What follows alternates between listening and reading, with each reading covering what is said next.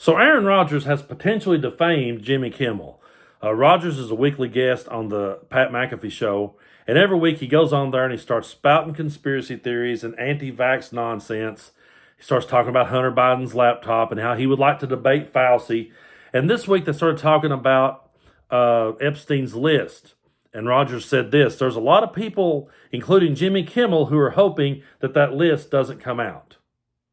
Now, Jimmy Kimmel responded and said, "Dear A asshole." It's a pun to that Aaron skit. "Dear A asshole, for the record, I have never had any contact whatsoever with Epstein, nor will you find my name on any list other than the clearly phony nonsense that soft-brained wackos like yourself can't seem to distinguish from reality.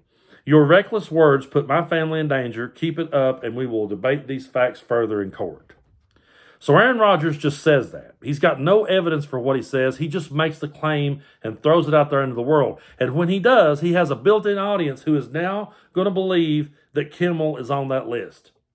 There will be people that will go ahead and find him guilty in their eyes. So by making that comment, he made a lot of other suggestions that people are going to latch onto. And let's say that Kimmel's not on the list. There's going to be people that said, yeah, but Aaron Rodgers knew he was, and I bet somehow Kimmel got his name taken off. You know, ESPN has this guy on every week on the Pat McAfee show, and they could make the argument that, well, he equals ratings, and he's interesting. They could make the argument, well, he says what a lot of Americans are thinking. He says what a lot of Americans are believing or what they're feeling. That may be true. But just because a whole bunch of people feel a certain way, or just because a whole bunch of people believe a certain way, does not mean that they're right. It doesn't make it true. We have churches filled to the brim every Sunday around this country, believing in things that there's no evidence for. So it doesn't mean anything that somebody out there feels a certain way just because someone else says it. That doesn't make either one of them right, doesn't make either one of them true. We have to come to a point where we hold people accountable for their words, and if they get something wrong, sorry, that's just factually incorrect. There's no alternative reality. There's no alternative facts. There's right and there's wrong, and you missed. And there has to be accountability for that. We have to have accountability to where, okay, if you have said something that's factually inaccurate, if you spread misinformation, then we call it as such. If you have defamed someone, then we call it as such. This beef between Kimmel and Rodgers goes way back. It goes back to when Rodgers first tested positive for COVID.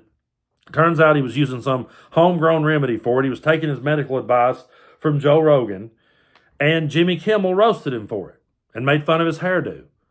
Well, there's a big difference between roasting someone for their ideas and their hairdo versus defaming them or spreading misinformation and flat-out lies. There has to come a point where we say, hey, sorry, you just got that one wrong. My son, he's 17 years old. He got caught with some tobacco at school, so he had to go to court. And I'm sitting there watching all these kids, one kid after another, being brought up, and it's like, hey, you know, you caught with a vape pen, you caught with tobacco, whatever. And I'm sitting there watching how the judge handled this situation when it comes to teenagers. And it's like, okay, it says here that you were suspected of vaping and you denied that you had a vape pen, but once you were searched, they found a vape pen on you. So you were lying, right? And the kid's like, yeah. So you told a lie. You denied having the vape pen, but we proved that it was on you. And the kid's like, yeah. And I'm sitting there watching that, and I'm thinking to myself, you know, if this was Donald Trump, this kid would be getting away with it. If this was the likes of Aaron Rodgers, he would have a weekly spot on the Pat McAfee show. Because all this kid would have to say is, well, hey, wait a minute. You know, it was my friend's vape pen. I was holding it for my friend. It wasn't mine. I had nothing to do with it. The phony liberal media has portrayed me out to be a vapor, and there's no such thing. And they would muddy the water and get away with it. We hold our kids to a higher standard than we hold just anybody we will give a microphone to on a network.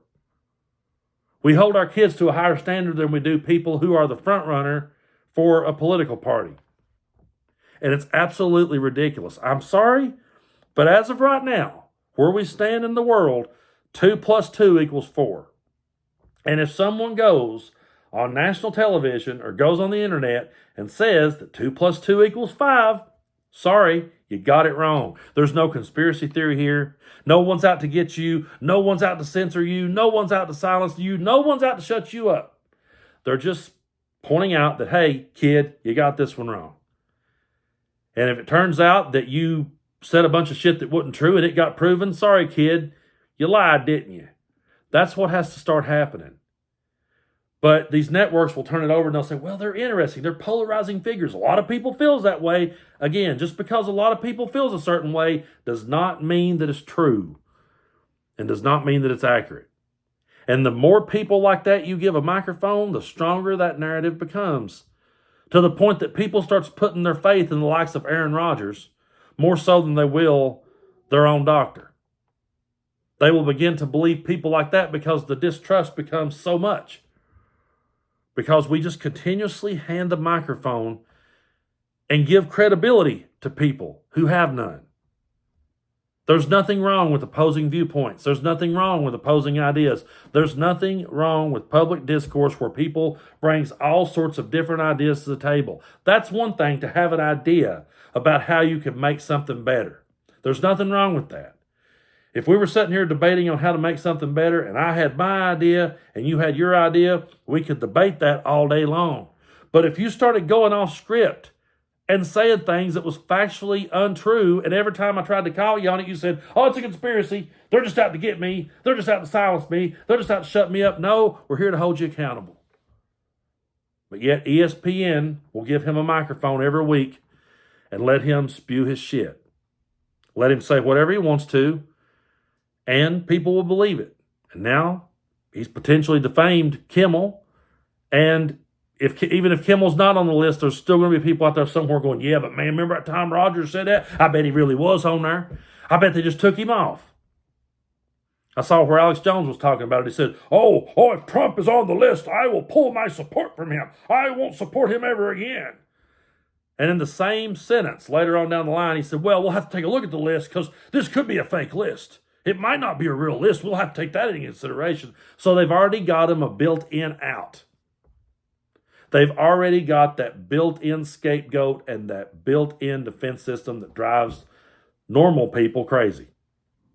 The rest of us that has a voice of reason in us and a sense of logic, we're baffled by this bullshit. Because they always set themselves up to win the argument.